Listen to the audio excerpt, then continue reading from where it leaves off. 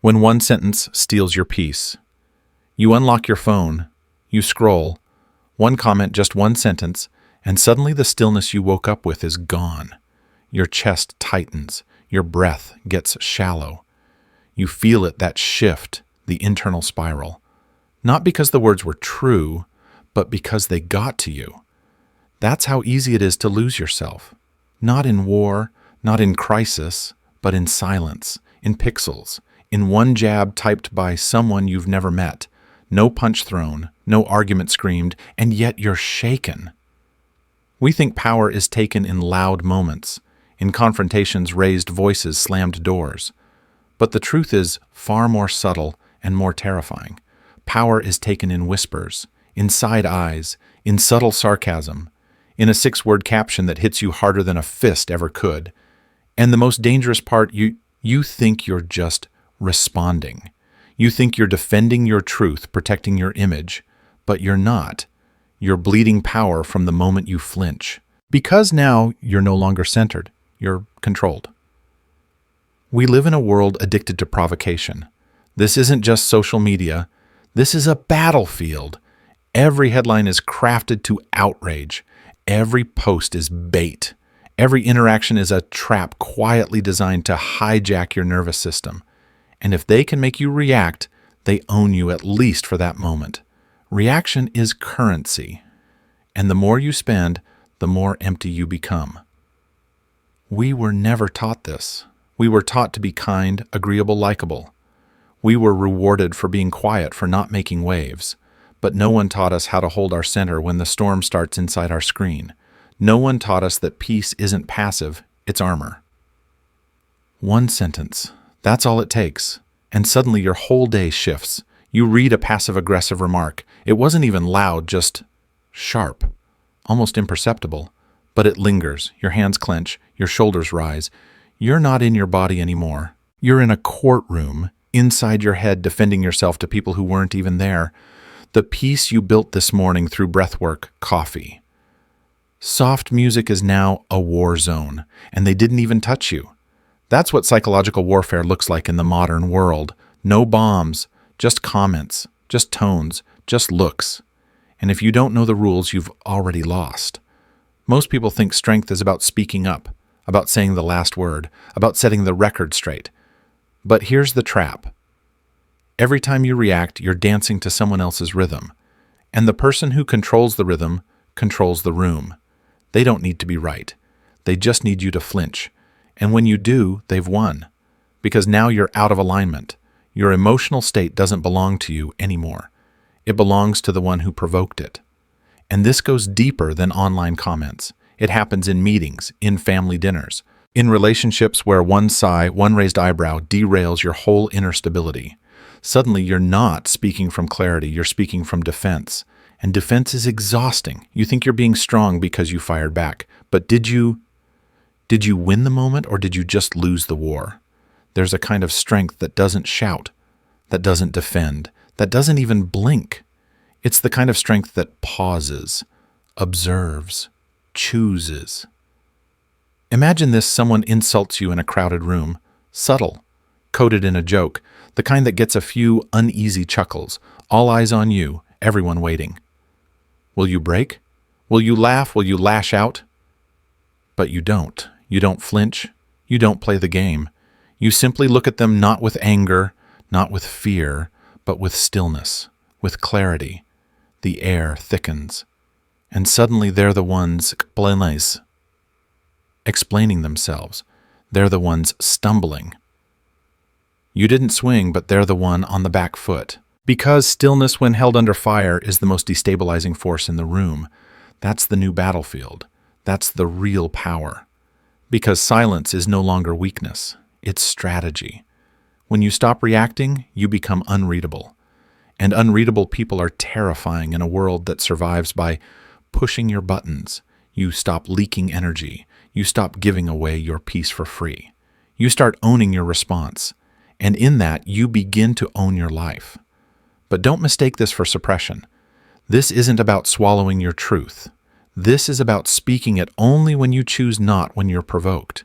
This is self-governance. And it starts not in big moments, but in small ones. It starts in the 2 seconds before you reply, in the 1 second before your tone changes, in the half second before your breathing shifts. That's the place where power lives, not in dominance, in direction, not of others, of yourself. And that's what no one taught you.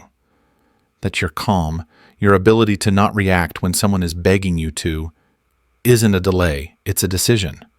And every time you make that decision, you become someone new.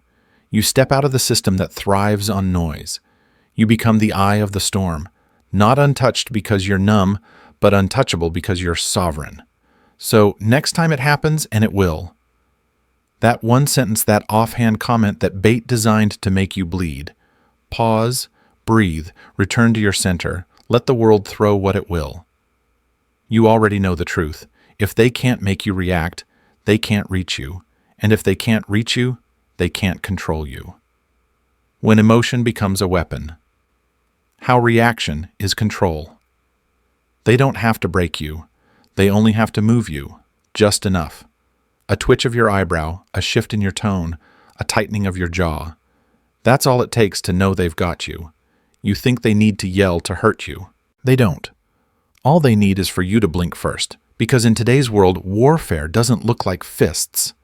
It looks like suggestion, a joke wrapped around an insult, a compliment dipped in poison, a whisper planted in a crowded room. This is psychological warfare. And in this new battlefield, your emotional reaction is the most valuable real estate you possess. Because whoever owns your reaction owns you. Let's be honest, you were never taught how to protect that space. You were taught how to feel, not how to govern those feelings. You were taught that maturity meant being agreeable, that being easy to deal with earned love, that silence was strength, but only if it made you palatable. But no one told you the cost. No one told you that being agreeable often meant being invisible, that every time you swallowed your voice to keep the peace, a piece of you dissolved, that every time you responded from pain and not from presence, you handed your power away bit by bit. You thought you were connecting, you were bleeding. They don't scream, they prod, they poke just enough to make you show your cards, because manipulators don't want the truth. They want proof you can be steered. Picture this. You're in a meeting. Someone lobs a subtle jab, a remark about your performance delivered with a smirk. It lands, your throat tightens, your pulse rises, you feel the heat rising behind your face. Now pause. You could say something, fire back, defend your competence, and maybe you would win the room, but you'll lose something far more important, your center. Because the moment you react from ego, you've exposed yourself, not your truth, your buttons, and now they know exactly where to press next. This is the part no one talks about, the part we refuse to admit, that most of us don't govern our emotions, we're governed by them. We live on emotional autopilot, discharging reactivity, like fireworks, thinking we're being strong when really we're being led by invisible strings. Think of a battlefield. The first soldier who panics, who fires wildly, who rushes in without reading the terrain. That's the first one to fall. And most people, they live like that soldier, charging into emotional landmines with their heart wide open, begging to be seen, begging to be understood, handing over their peace just to feel real for 5 seconds.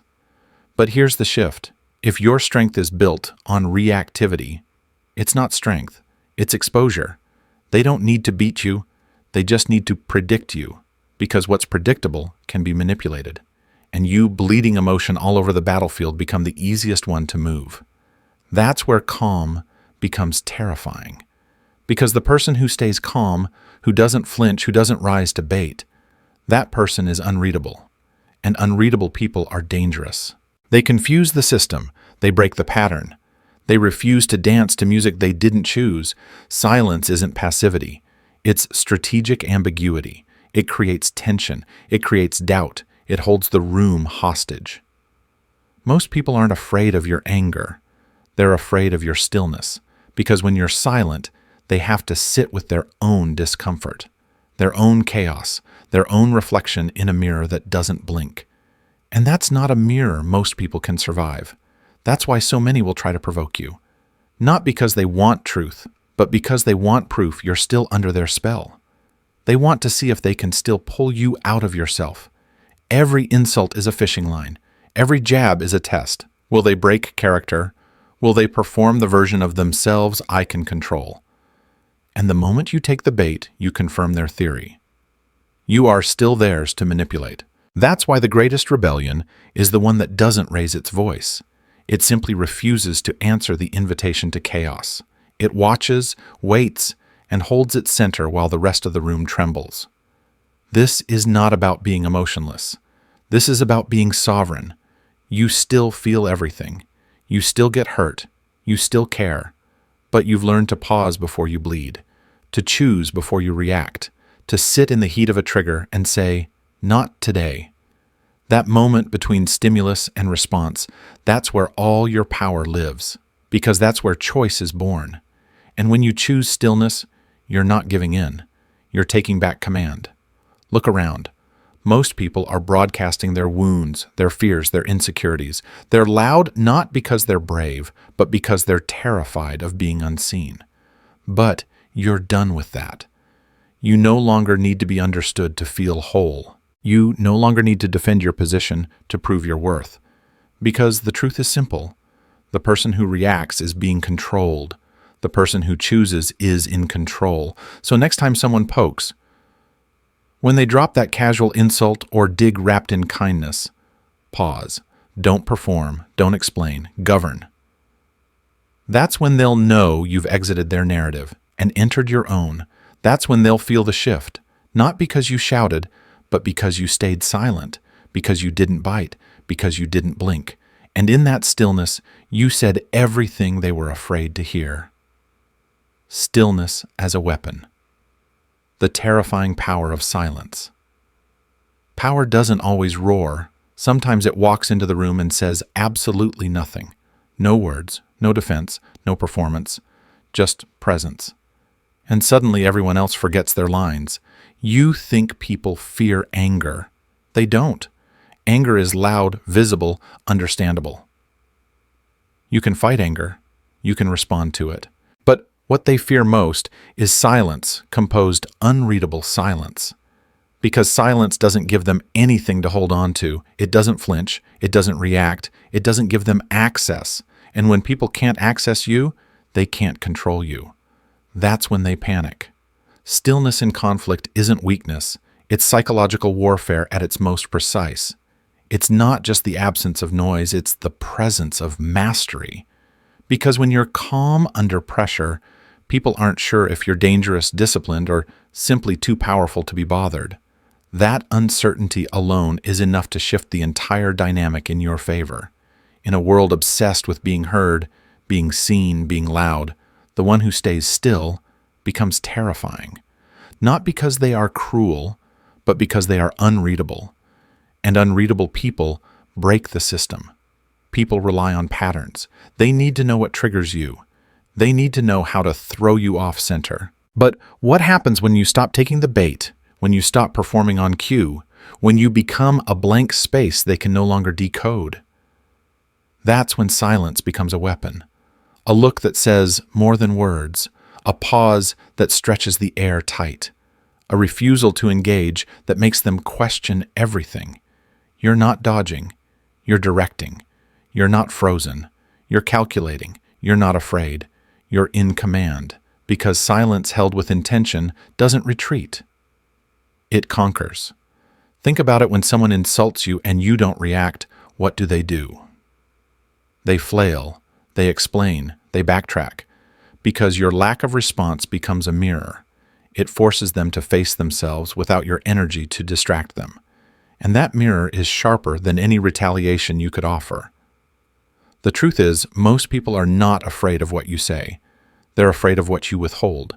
When you stay calm, when you don't justify, when you don't rush to explain yourself, you deny them control. You strip them of their power to direct the narrative. They don't know what you're thinking. They don't know what you'll do next. And unpredictability is terrifying to people who survive by manipulation. They're used to pushing buttons and getting a reaction. They're used to being able to control your rhythm. But now there's no rhythm to read. You are silent, still steady, and that unsettles them. This is why silence is not passivity. It is strategic ambiguity. It leaves room for tension, and tension creates leverage. When you don't fill the space, others scramble to fill it for you. They reveal themselves. They show their hands. They say more than they intended, all while you say nothing at all. You're not dominating the room with words. You're governing it with restraint. Stillness becomes a form of psychological contrast. While others shout, you observe. While others prove, you posture. While others escalate, you pause. And in that pause, in that breath, you shift the energy from chaos to control. And let's be clear, this isn't about emotional suppression. This is about emotional sovereignty. You feel everything. The heat, the insult, the urge to react. But you choose not to let it control you. You don't collapse under pressure. You crystallize. That's what separates reaction from mastery. You're no longer on emotional autopilot. You're flying the plane. And when you fly the plane, you decide the altitude. You decide when to speak, when to move, when to strike, and when not to. That's where silence becomes lethal. Not in volume, but in precision. People aren't used to silence that holds its ground. They're used to silence that cowers, that apologizes, that eventually breaks. But your silence doesn't break. It holds. And in doing so, it becomes the loudest presence in the room. This is the silence that commands respect, the kind that makes people sit up straighter, the kind that makes them second-guess their insults, the kind that forces them to rethink how they speak to you. They thought you'd explain. You didn't. They thought you'd correct them. You didn't. They thought you'd defend your dignity. You didn't have to because you never lost it to begin with. In that moment, you became something they didn't prepare for, untouchable. And when you become untouchable, not because you're distant, but because you're anchored, they can no longer use your reactions to write the story. You reclaimed authorship, not by fighting, not by arguing, but by not moving. Stillness shifts everything, not because it changes them, but because it changes you. When you learn to remain centered, you no longer chase justice in every conversation. You no longer need to prove your intentions to those committed to misunderstanding you. You no longer trade your peace for permission to exist. You become the storm behind the closed door, present, centered, dangerous, and the most powerful part. They won't even know what hit them because nothing did. No punch, no scream, no blow, just the one thing they didn't expect. A silence that refused to break. So let them talk, let them bait, let them poke and prod and test. You're not here to be predictable. You're not here to be understood. You're here to hold your axis so deeply that the world begins to orbit around you, not the other way around. You don't need to raise your voice to shift the room. You just need to be the one who doesn't flinch. Because the one who doesn't flinch is the one everyone watches. And the one who doesn't blink is the one who cannot be moved. That's not silence. That's strategy. That's stillness sharpened into dominance. That's power without noise. The internal war. Why the real enemy is within you.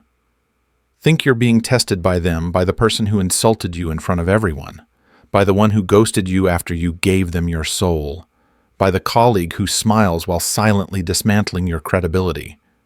But that's not your real battle. You're not being tested by them. You're being tested by you. Not the version you show the world, but the version that lives just beneath the surface. The version that still flinches, still aches to be right, still needs to be seen even if it costs you everything. That's the real battlefield. Not out there, not in meetings, not in family dinners or comment sections.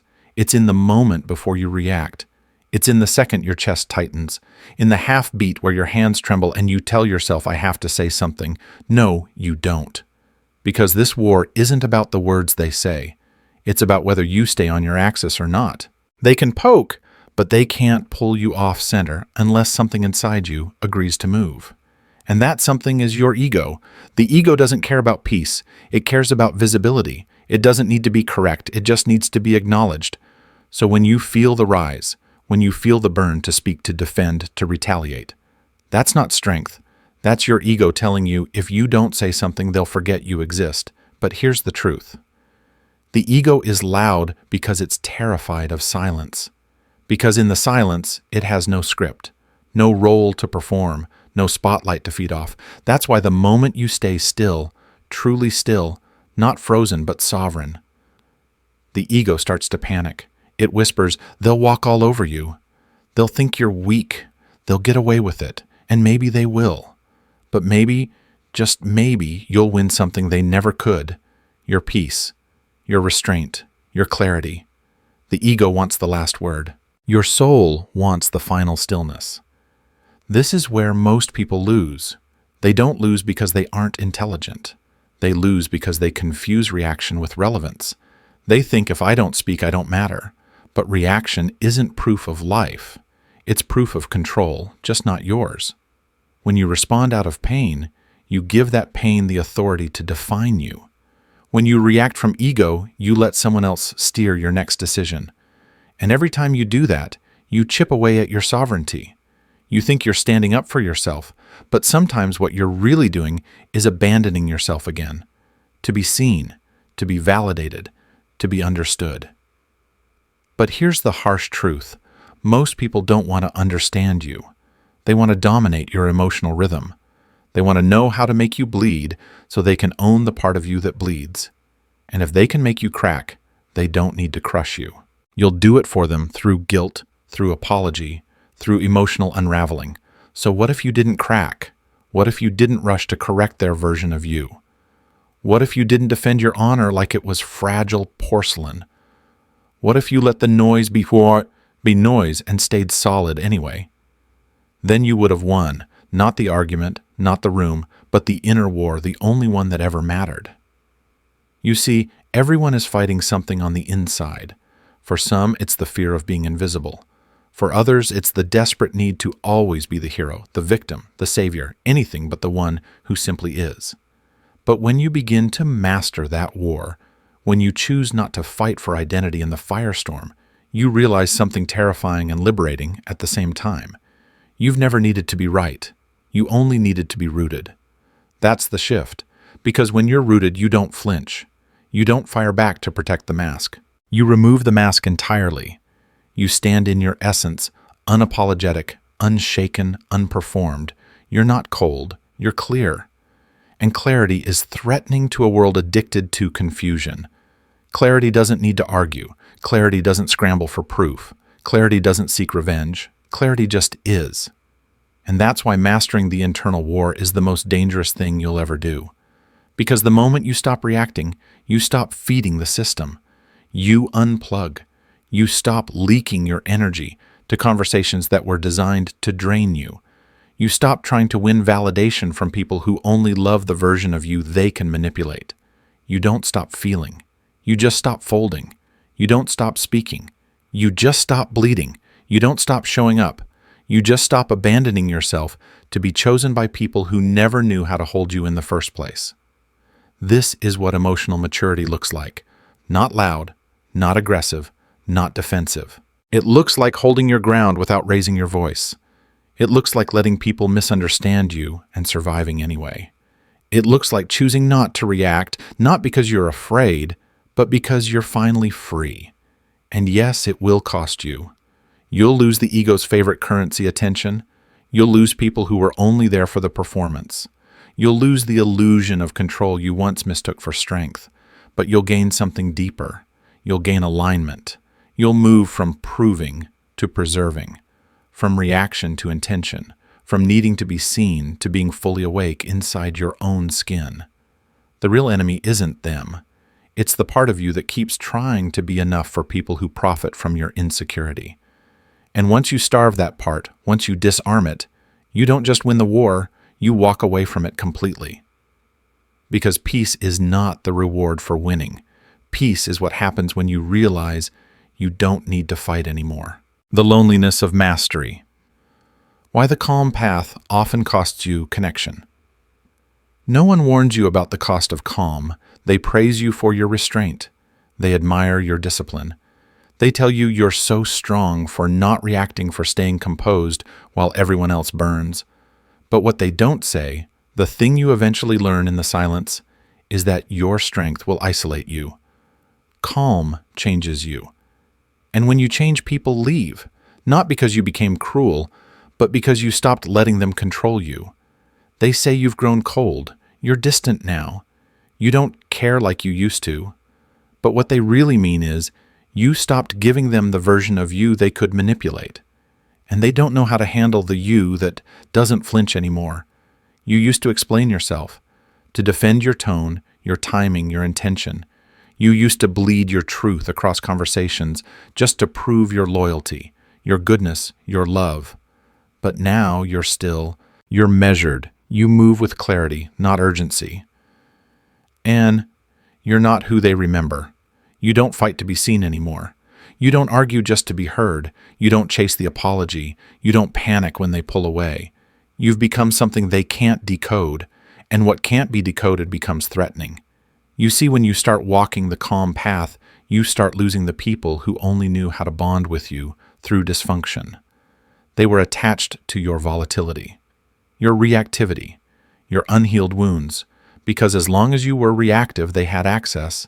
But now you don't flinch, you don't rush, you don't perform, and suddenly they're left facing their own reflection without your emotional reaction to distract them. And that mirror is unbearable for those who haven't done the work.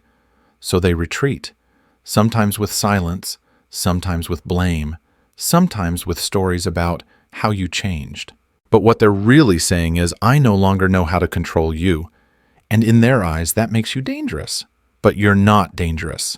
You're just no longer available for the emotional games. You're not interested in wars that go nowhere. You've learned that peace is not passive, it's intentional. And it has a price. That price is loneliness. There's a grief that comes with growth, a sorrow in the shedding. You'll sit in rooms that once made you feel alive and now make you feel invisible. You'll walk away from people who once felt like home, because home should never hurt. You'll realize some connections only existed because you were willing to abandon yourself to keep them. And now that you no longer do, they vanish. But don't mistake this for failure. This isn't punishment. It's a filter. Your calm is separating what was built on authenticity from what was built on access. Because when you stop leaking your energy, the ones who are feeding off it can't survive. And yes, it hurts. There's a silence that follows mastery that no one talks about. The echo of old attachments dissolving. The ache of no longer being needed by the people who only loved you when you were in pieces. But here's the truth. You didn't lose them. You released them. You released the version of you that needed constant reassurance. You released the version that couldn't sleep unless every conflict was resolved. You released the version that mistook emotional chaos for connection. And in that release, you became someone new. Not harder, not colder, just clearer. Now you know that real love doesn't require you to betray your peace. That true connection doesn't demand your self-abandonment. And most importantly, you've learned that not all distance is rejection. Sometimes distance is protection. Sometimes detachment is divine. Sometimes walking away is the most loving thing you can do for yourself and for them, because you are no longer available to be someone's emotional landing pad. You are no longer holding space for conversations designed to drain you. You are no longer fighting battles that prove nothing but your willingness to suffer, to be loved. This is the loneliness of mastery. The ache of becoming untouchable, not because you stopped caring, but because you started caring about the right things. Your boundaries are no longer suggestions. Your silence is no longer guilt-ridden. Your presence is no longer scattered across people who don't know what to do with it. You've reclaimed it, all of it. And now you walk into rooms not to be accepted, but to observe, to discern, to protect your alignment. Because your calm is not just a practice, it's a posture. It's how you stand in the fire and don't flinch. It's how you hold yourself when everyone else is waiting for you to fall apart. And while they may mislabel you, while they may call your stillness distance your clarity, cold your boundaries cruel, That's only because they haven't met the version of themselves that doesn't need chaos to feel real. But you have. And now you can never go back. Because the calm path doesn't just change how others see you, it changes how you see you. You're no longer trying to be enough. You know you already are. You're no longer asking for permission to breathe. You take up space, silently, boldly, completely. And maybe fewer people clap now. Maybe fewer check in. Maybe fewer reach out. But you're not hungry for that anymore. You're full because you finally belong to yourself. And in a world built on chaos, that kind of calm is not just lonely, it's revolutionary.